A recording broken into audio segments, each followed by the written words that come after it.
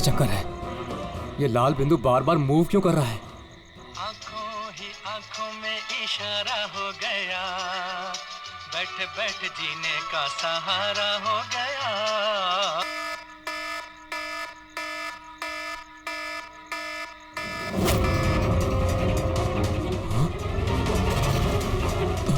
ये लाल बिंदु कहाँ गायब हो गया?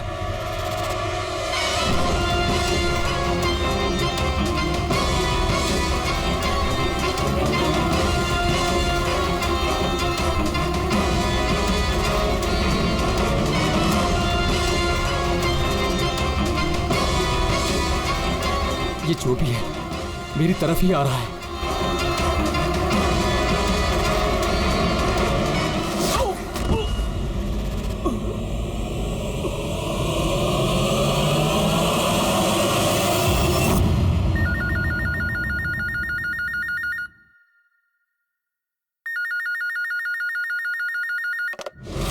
Hello, CID bureau. मैडम मेरे दोस्त की मदद कीजिए, उसकी जान खतरे में है। जान खतरे में है? क्या हुआ आपके दोस्त को? मैडम शशांक कल रात से गायब है, उसका कुछ भी अता पता नहीं है। आपने मिसिंग कंप्लेंट लिखवाई? उससे कुछ नहीं होने वाला है मैडम, उसका कोई फायदा नहीं। मुझे पता है उसको कुछ हो गया है। कल रात को वो मुंबई के किसी सुंदर नगर इलाके में फॉक्स हंटिंग के लिए गया था। क्या मुंबई में लोमड़ियों का शिकार? हे सुनो सुनो, अगर तुम सीआईडी के साथ मजाक करने की कोशिश कर रहे हो तो तुम्हारे लिए बहुत भारी पड़ेगा। 2 मिनट लगेगा तुम्हारा लोकेशन ट्रैक करने में और गिरफ्तार करने में। मैं सच में मजाक नहीं कर रहा हूँ सर, सचमुच में उसकी जान को खतरा है। आप प्लीज जाइए, उसको ढूंढिए। नाम पूछिए उसका। आप बोल कौन रहे हैं? सर मेरा नाम राजीव कुमार है। राजीव, ये फॉक्स हंटिंग ये क्या है? सर मैं आपको वो सब डिटेल में बताऊंगा, पर इससे पहले कुछ हो ना जाए। आप प्लीज सुंदरनगर जाइए, उसको ढूंढिए। राजीव सुनो, राजीव हेलो।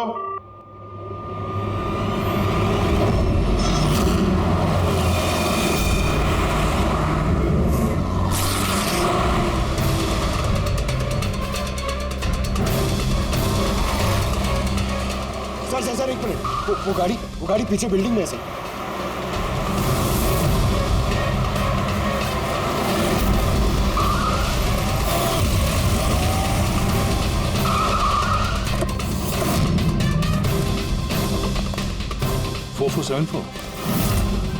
तो शशांक की गाड़ी का नंबर तो यही है। अगर ये शशांक की गाड़ी है तो फिर शशांक भी यहीं पर होना चाहिए।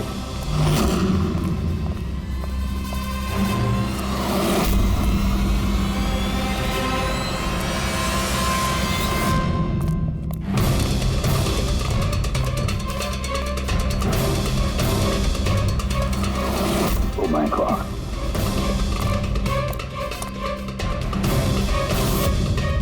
He's dead, sir. तो राजू का डर सही निकला। उसे पता था कि शशांक की जान को खतरा है। इसका मतलब राजू जानता होगा कि कौन शशांक की जान के पीछे पड़ा है। तो राजू को फोन करो।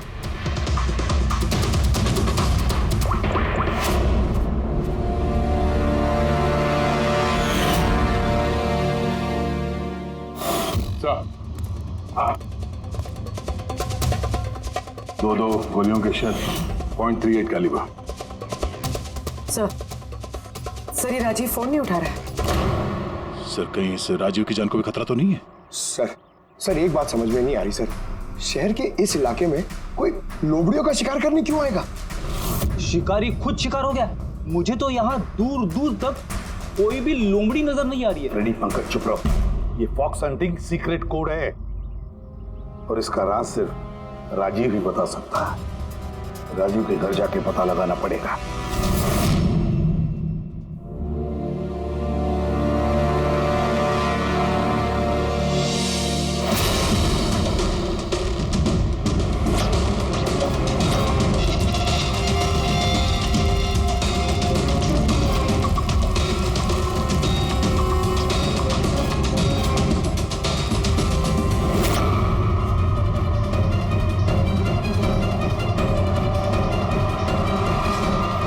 He's dead.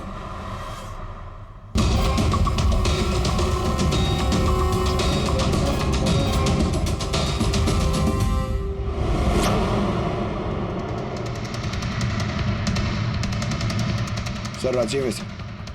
इसने अपने दोस्त की जान बचाने के लिए हमें फोन किया था और किसी ने इसी को मार दिया। और सर मारा भी शायद उसी गन से। ये देखिए .380 की बुलेट शेल्स, ठीक वैसे ही जैसे शशांक की बॉडी के पास में। ये कोई आपसे दुश्मनी का केस लगता है। किसी की राजीव और शशांक से कोई गहरी दुश्मनी होगी। खूनी तक पहुंचने के लिए सुराग हमें इस घर से ही मिलेगा। सर यहाँ तो बहुत सारे पजल के बुक्स और गेम्स हैं। सर डेस्कटॉप पे भी बहुत सारे पजल गेम्स हैं।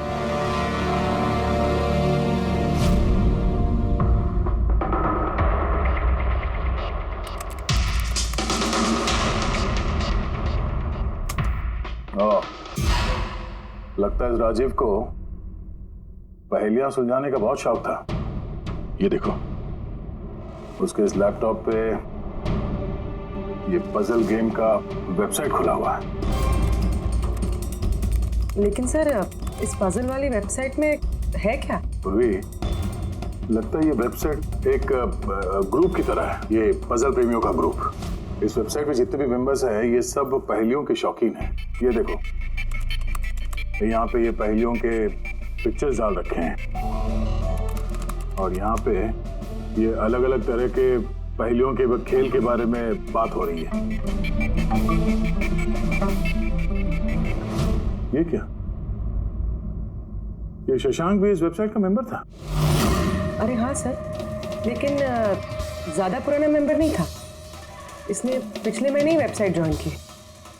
सर इसका मतलब वो फॉक्स हंटिंग की एक पहेली है जिसे सुलझा के ही हमें वो खूनी मिलेगा। हाँ पंकज, अब लगता है कि फॉक्स हंटिंग की अगली कड़ी हमें इस शशांक के घर पे ही मिलेगी।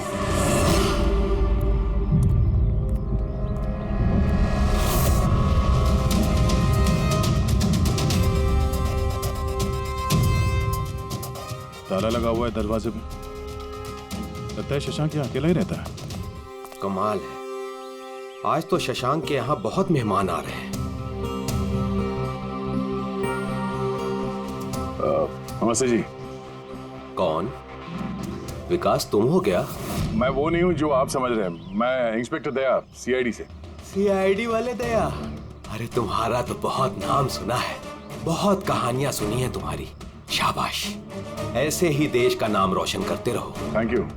हम लोग यहाँ शशांक जी से मिलने आए थे। शशांक? हाँ। क्या हुआ शशांक? नहीं, कुछ हुआ नहीं उसे। कोई और भी आया था शशांक के घर पे? हाँ, 20-25 मिनट।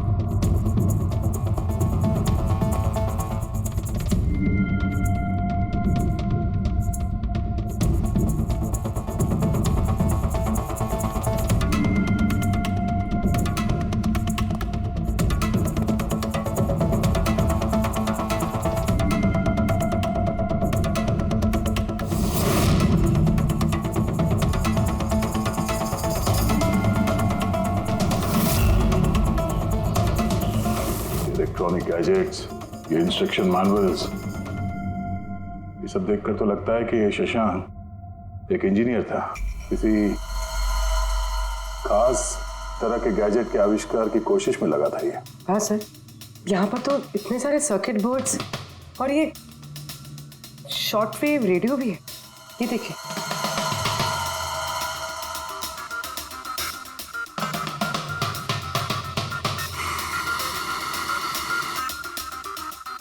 इस जगह पे सामान सब जिस तरह से बिखरा हुआ है, ऐसा लगता है कि यहाँ हमसे पहले कोई आया था इस कमरे की तलाशी के लिए। लगता है वो किसी खास चीज की तलाशी के लिए आया था। सर कहीं वो आदमी तो नहीं जिसके बारे में वो बता रहे थे कि हमसे पहले आया था? सर कहीं इस घर की चाबी तो नहीं है उसके पास? हो सकता है खूनी के पास शशांक के घर की चाबी हो सकती है, मुमकिन है। पर अहम सवाल ये है कि वो यहाँ ढूंढने क्या आया था, और जो चीज वो ढूंढने के लिए आया था वो उसे मिला है या नहीं। लेकिन सर यहाँ पर तो इतना सारा सामान है, हमें पता कैसे चलेगा कि कोई सामान गायब हुआ भी है या नहीं? पूरी पहले तो हमें ये पता करना होगा कि राजीव और शशांक की दोस्ती कितनी गहरी थी और ऐसे किस चीज में ये लोग फंसे थे जिसकी वजह से इनकी जान चली गई। सर राजीव और शशांक की तो मौत हो चुकी, हमें कैसे पता चलेगा कि उनकी दोस्ती कितनी गहरी थी? पता चलेगा, पजल वाली वेबसाइट के बाकी के मेंबर से पता चलेगा। तो मतलब कभी तुम लोग तुम, रोनी, आशीष और प्रकाश शशांक और राजीव के साथ वेबसाइट पर रेगुलरली बातें करते थे। जी एसीपी सर। क्या तुम लोगों को किसी पे शक है कि उसने इन दोनों का खून किया? मालूम नहीं सर। अच्छा, ये तो मालूम होगा ये फॉक्स हंटिंग क्या है? सर आपको फॉक्स हंटिंग के बारे में कैसे पता? जाहिर सी बात है, ये लोमड़ी का शिकार तो हो नहीं सकता। असली बात क्या है ये बताओ। सर मतलब समझाना इतना आसान नहीं है, ये एक लंबी कहानी है। शुरू करो कहानी। सर कुछ 1 महीने पहले ही शशांक हमारी वेबसाइट का मेंबर बना था, पर उसे हमारी तरफ पहेलियों का शौक नहीं था। तो फिर?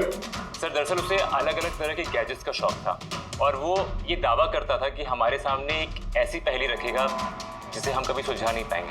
अच्छा, तो क्या थी वो पहेली? सर उसने खुद का एक शॉर्ट वेव रेडियो बनाया था और अलग अलग तरह के स्टेशंस को चेक करते करते वो एक खास तरह के स्टेशन पे पहुंचा, जिस स्टेशन का नाम था नंबर स्टेशन। Number station?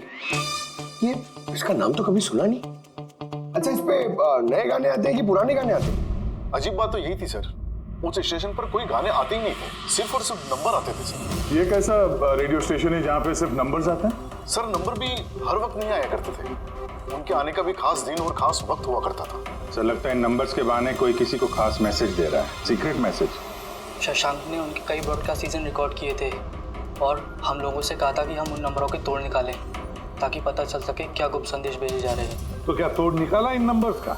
नहीं सर, उनका तो सर हम तोड़ नहीं निकाल पाए, मगर राजीव ने कुछ दिन पहले बताया था कि उसे इस वेबसाइट के नंबर्स का राज पता चल गया है। तो क्या राज था उन नंबर्स का? सर वो तो राजीव ने कभी हमें बताया नहीं सर।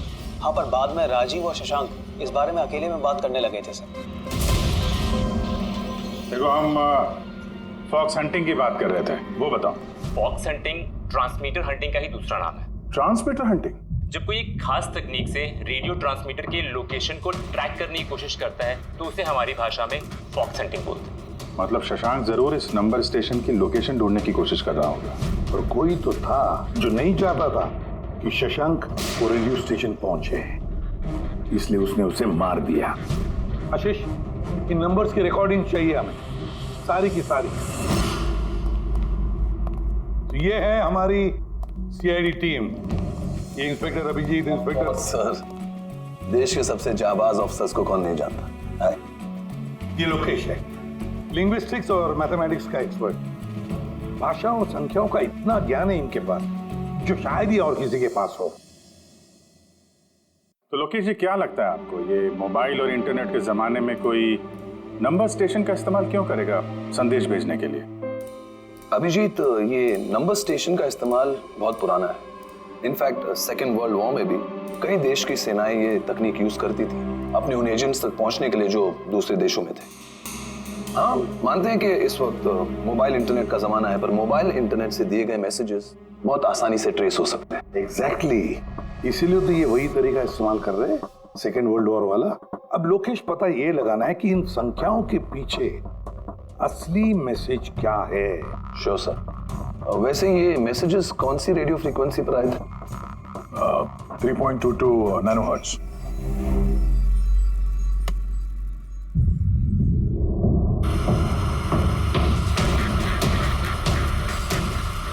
सर, इस रेडियो स्टेशन से तो कोई नंबर वंबर नहीं आ रहा है। I am not surprised. I am sure मुजरिम को पता चल गया होगा कि केस अब सीआईडी के हाथ में है, इसलिए उसने अपना मैसेज देने का तरीका या फिर रेडियो फ्रीक्वेंसी चेंज की होगी। तो नया चैनल ढूंढने में कितना वक्त लगेगा? बहुत मुश्किल है दया। एक नया चैनल ढूंढना मतलब रेगिस्तान में सुई ढूंढने के बराबर है। महीनों या तो सालों भी लग सकता है। नहीं लोकेश, हमारे पास वक्त भी नहीं है उतना। एक काम करते हैं, पुराने रिकॉर्डेड मैसेजेस सुन। लोकेश जी, ये मैसेजेस हफ्ते में 4 बार भेजे जाते हैं, मंडे, ट्यूसडे, वेडनेसडे और थर्सडे को। ये मैसेज सबसे पहले हफ्ते के सोमवार को ब्रॉडकास्ट हुआ था उस नंबर स्टेशन पे। आंखों ही आंखों में इशारा हो गया। 1 9 4 2 3 4 5 7 0 9 3 5 2। आंखों ही आंखों में इशारा हो गया।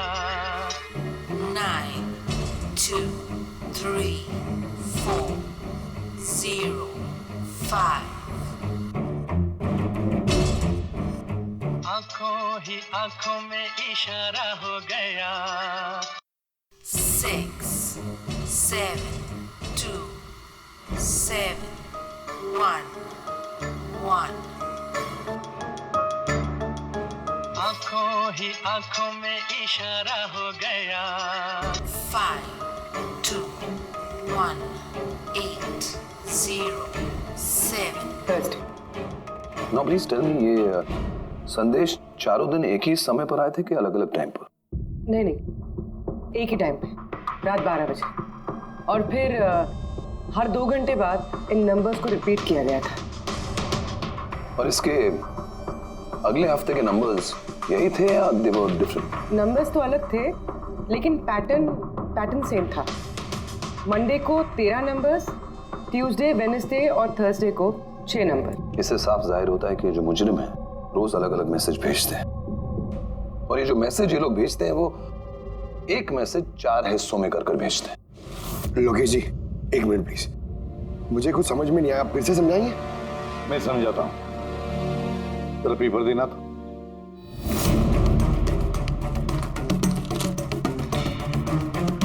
मान लो ये पूरा कागज एक मैसेज है, एक, इसके हम 4 हिस्से करेंगे।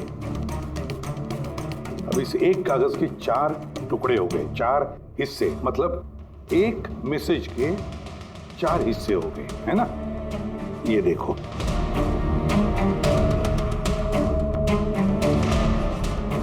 ये रहा मंडे का, ये रहा ट्यूसडे,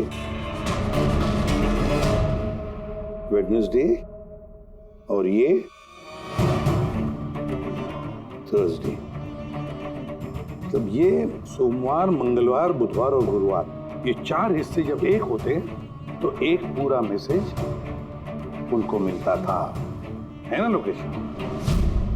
अभी नंबर्स को देखकर क्या लगता है तुम्हें, क्या मतलब है उसका? सर, ये नंबर्स के पीछे छुपा राज जानने के लिए मुझे 1 टाइम पैड की जरूरत पड़ेगी। 1 टाइम पैड, ये क्या है? जैसा कि मैंने आपको बताया, ये टेक्निक वर्ल्ड वॉर 2 में यूज होती थी। उस वक्त हर एक देश अपने स्पाइस को एक 1 टाइम पैड देता था, जिससे वो जो कोड्स हैं उनको डिसाइफर कर सके, जो सूचना है उसका मतलब निकाल सके। इसे कहते हैं 1 time pad.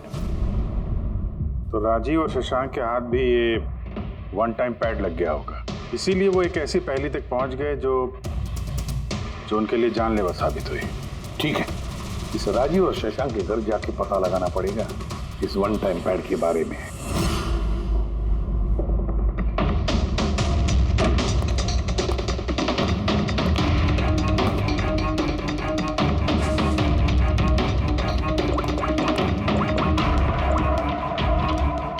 Hello Abhijit sir, यहाँ पर तो कोई कागज नहीं है।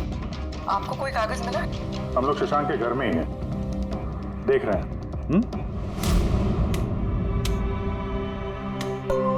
कौन शशांक? कौन है यहाँ? आप आइए। वैसा ना इंस्पेक्टर दया। अच्छा, सीआईडी वाले दया। आप यहाँ कुछ काम था यहाँ? हाँ, वो शशांक मेरी इलेक्ट्रिक केतली लेकर आया था कुछ दिनों के लिए, वही लेने के लिए आया था। पंकज, सर देखो वहां पे कोई इलेक्ट्रिक केटल है क्या?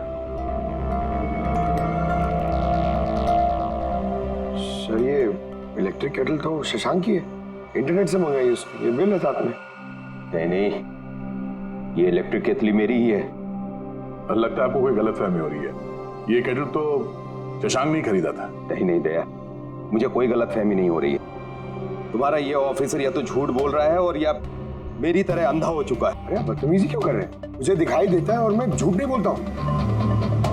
यहाँ पे बिल्स हैं, ये इलेक्ट्रिक केटल, इलेक्ट्रिक कंपोनेंट्स, ये सर्किट बोर्ड और ये किताबों का बिल। क्या कहा? शशांक ने किताबें खरीदी? एक और झूठ। अरे नो झूठ, ये मेरे हाथ में बिल्स हैं। शशांक किताबें खरीद ही नहीं सकता।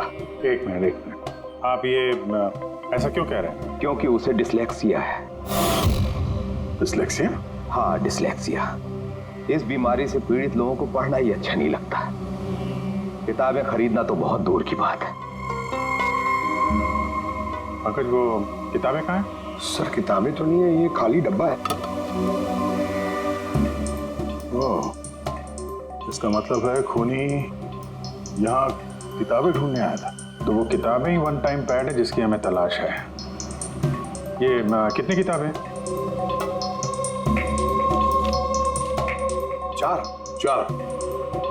4 हफ्ते के लिए 4 किताबें। कौन कौन सी बुक्स हैं? तो ये है वो 4 किताबें जो शशांक के लिए ओटीपी का काम कर रही थी। Bye bye son, high like a kite, the great cyber heist, stone age. और इन्हीं किताबों में वो मैसेजेस भी छुपे हैं जो मुजरिम एक दूसरे को भेज रहे थे। सर सोमवार को ये लोग 13 नंबर्स भेजते हैं, यानी इन 13 नंबर्स का मतलब इन किताबों से मालूम पड़ेगा। मालूम पड़ेगा नहीं पूर्वी, मालूम पड़ गया समझ लो। देखो जैसे इंसानों की उंगलियों के निशान, फिंगरप्रिंट्स एक जैसे नहीं होते, किसी के भी एक जैसे नहीं होते, वैसे ही हर किताब का अपना एक ISB नंबर होता है, इंटरनेशनल स्टैंडर्ड बुक नंबर। वो 2 किताबों का एक जैसा हो ही नहीं सकता। और ISB नंबर 13 डिजिट का होता है। किताब के पीछे ये बारकोड देख रहे हो, इसके नीचे लिखा हुआ है। इसे किताब का बारकोड भी कह सकते हैं। वैसे ये नंबर दूसरे तीसरे पेज पे भी लिखा रहता है, ISB नंबर। सर मतलब इन ISB नंबर्स को इंटरनेट पे सर्च करके मुजरिम को सबसे पहले ये पता लगता है कि किताब कौन सी खरीदनी है। एग्जैक्टली। और फिर उस किताब के ISB नंबर से वो लोग अपना सीक्रेट मैसेज ढूंढ लेते हैं। तो जो पहले सोमवार को ISBN नंबर भेजा गया था सर, वो है ये 19423457099352। पूर्वी जरा चेक करो इन 4 किताबों में से ये ISBN नंबर किसका है।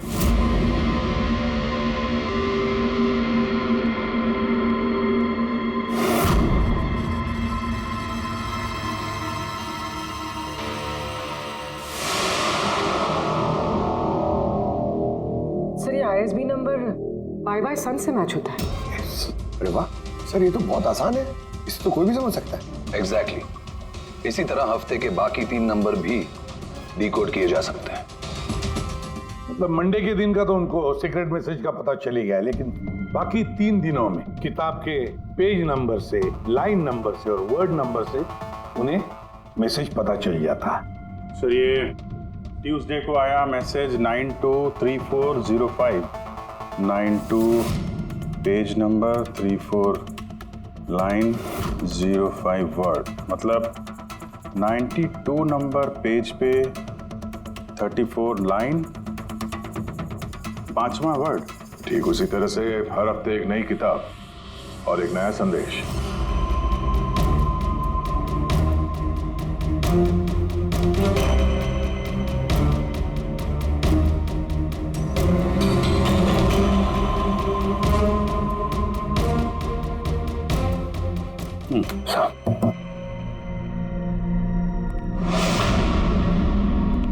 पूर्वी सर, पहले हफ्ते का क्या मैसेज है? सर इस बाय सन किताब से जो पहले हफ्ते का मैसेज है वो है kidnap money bags junior. Kidnap money bag. Sir दूसरे हफ्ते आया था, ये किताब का नाम है the great cyber heist.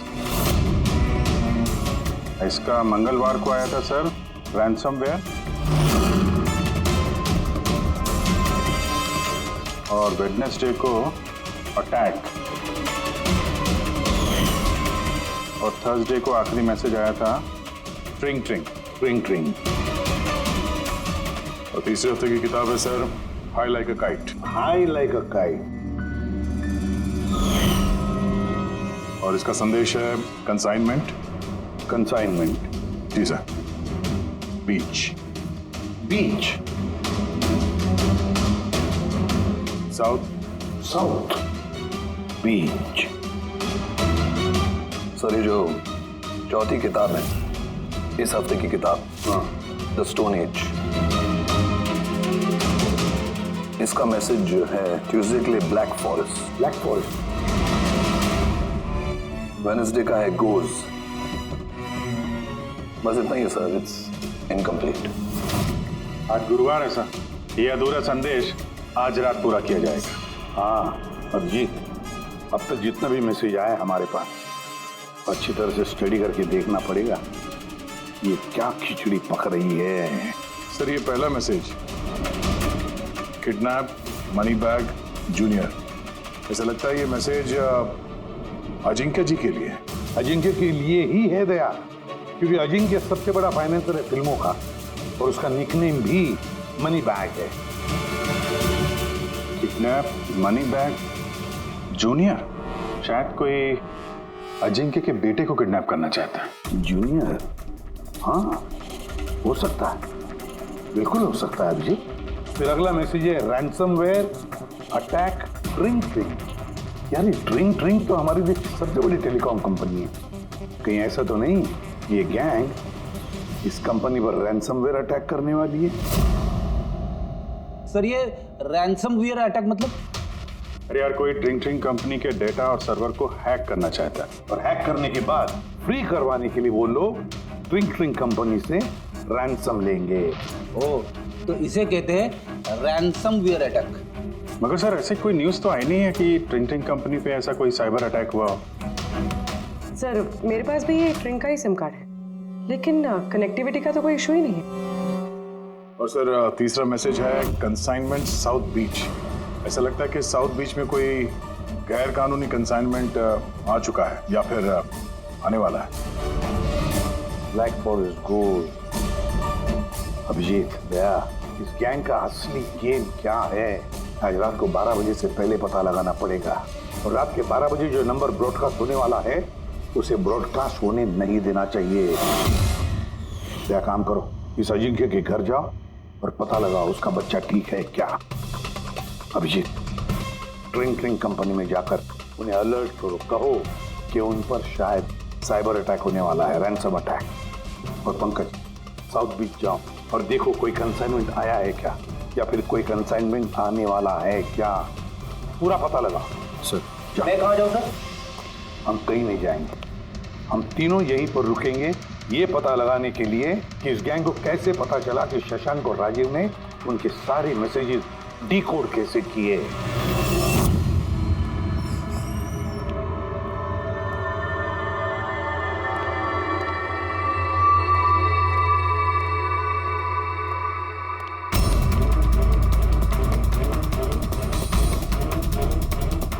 Personal files encrypted.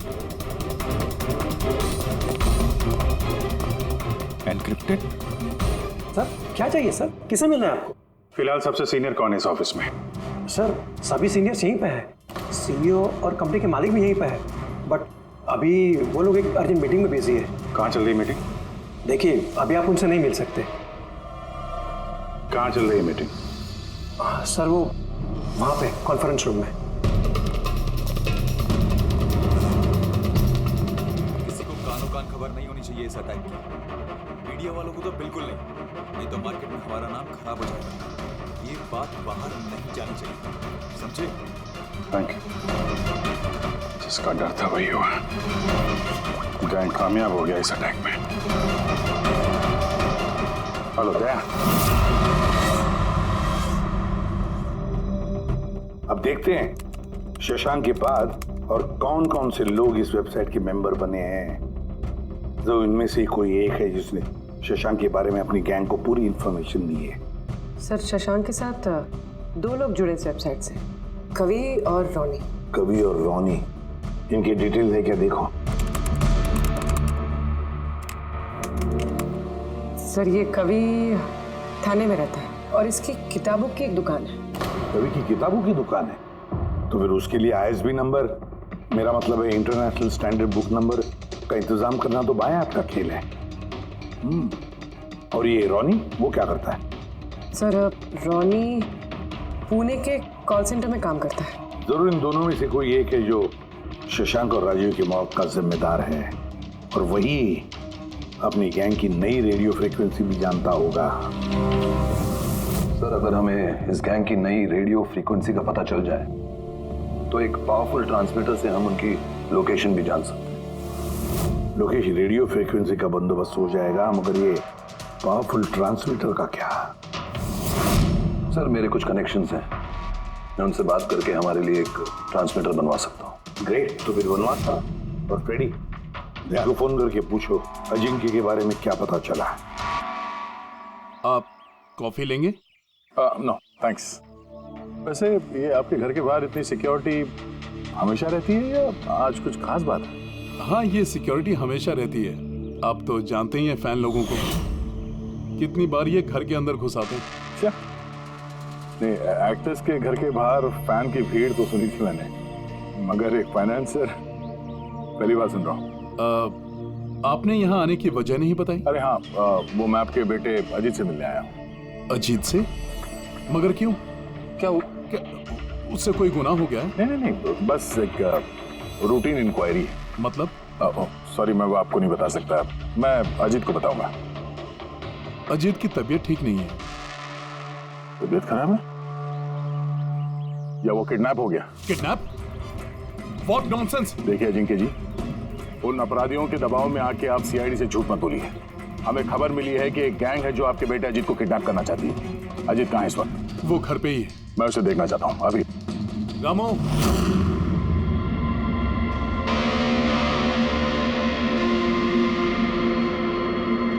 अब तो तसल्ली हो गई।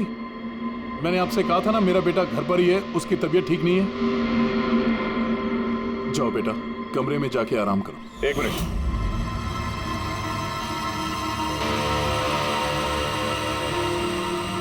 जरा कैप निकालना। मत उतारना टोपी। क्यों नहीं? हाँ? क्या कहा मैंने? क्या बता रहा हूँ? चलो। नहीं। उन्होंने क्या बोला?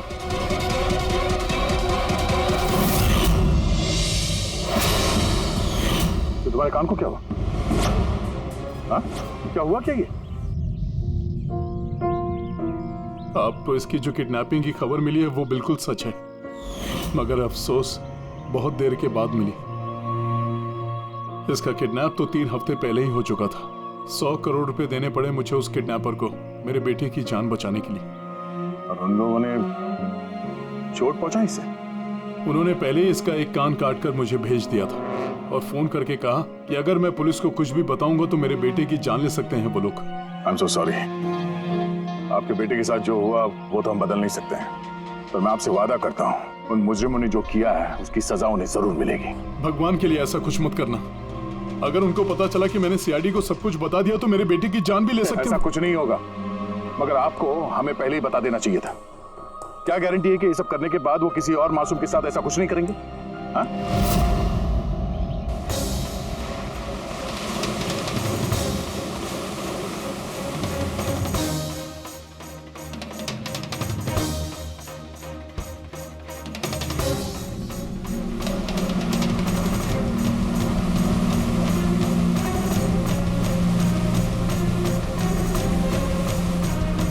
अगर वो कंसाइनमेंट आ चुका है और डीलिंग हो चुकी, फिर तो कोई सुराग मिलना चाहिए यहाँ पर।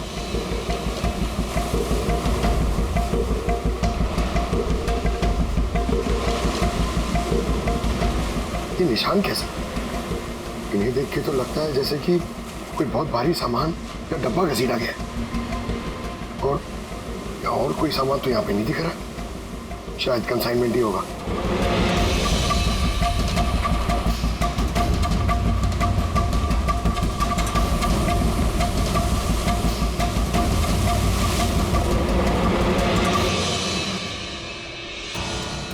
आपके पास तो काफी अच्छा कलेक्शन है किताबों का, मिस्टर कवि।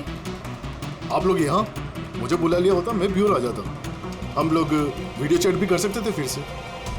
लगता है आपको हमारा यहाँ पर आना पसंद नहीं आया। जी नहीं, ऐसी बात नहीं है। क्या लेंगे आप लोग, चाय या ठंडा?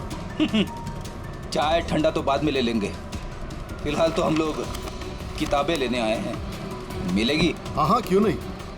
बोलिए कौन सी किताब चाहिए आपको? हमें 4 किताबें चाहिए। Bye bye son, the great cyber heist, high like a kite और स्टोन एज। क्या हुआ? किताबों का नाम सुन के नानी याद आ गई? अरे कोई अपनी दुकान से इस तरह भागता है भला? मैडम वो लोग बहुत खतरनाक लोग हैं मैडम, वो मुझे मार देंगे। अगर सच नहीं बोलोगे तो फांसी पे चढ़ोगे शशांक और राजीव के खून के जुर्म। नहीं, मैंने उनका खून नहीं किया। मुझे तो बस उन पर नजर रखने के लिए कहा गया था। किसने कहा था नजर रखने के लिए? कवि! कवि! हाँ, कवि! 6.21 नैनोहर्ट्ज। क्या? लेकिन कवि 6.21 नैनोहर्ट्ज। अब इससे पहले कि इस हफ्ते का आखिरी संदेश वो लोग भेजे और एक जुर्म करें, हमें इस गैंग को रोकना होगा। और सर, जितने भी जुर्म इस गैंग ने किए हैं सब के सब वीकेंड में किए हैं। शुक्रवार, शनिवार, रविवार। हाँ, मतलब गुरुवार के दिन आखिरी संदेश आ जाएगा और फिर फ्राइडे और सैटरडे, शुक्रवार और शनिवार के दिन वो लोग जुर्म कर देंगे। और सर, जुर्म सिर्फ एक तरीके का नहीं है, अलग अलग तरह का। ये kidnapping, cyber extortion. Sir forensic lab से आ रहा हूँ। डॉक्टर सालुंके को रेत से कोकेन की ट्रेसेस मिले सर। माय गॉड, बीच में ड्रग स्मगलिंग चल रही है। न जाने किन किन गुनाहों से जुड़ी हुई है ये गैंग। देश की सुरक्षा को ध्यान में रखते हुए हमें इस गैंग को जल्द से जल्द खत्म करना ही होगा। Sir, transmitter 6.21 nanohertz, right? 6.21 nanohertz. तो हम इस गैंग के रेडियो फ्रीक्वेंसी तक पहुंच सकते हैं। अब आएगा मजा। अब हम फॉक्स हंटिंग करेंगे।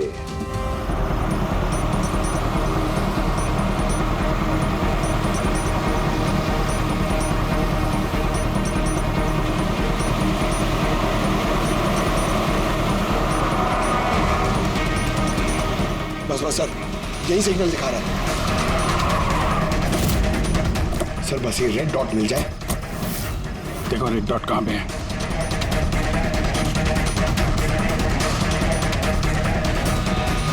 सर 12 बज रहे हैं। ये ब्रॉडकास्ट किसी भी वक्त हो सकता है। मैसेज मिस नहीं होना चाहिए। हाँ, किधर है सर? एक मिनट सर।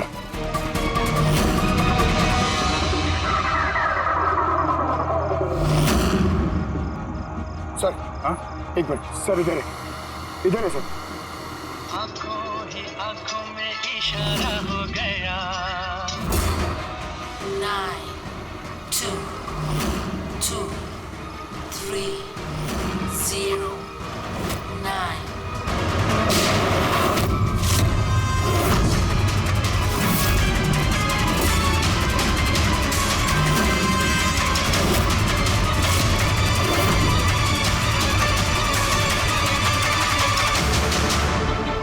Oh no, इसने तो अपने आप को गोली मार ली है। आई गैंग का लोगो। इस गैंग से तो हमारा सामना पहले भी हो चुका है।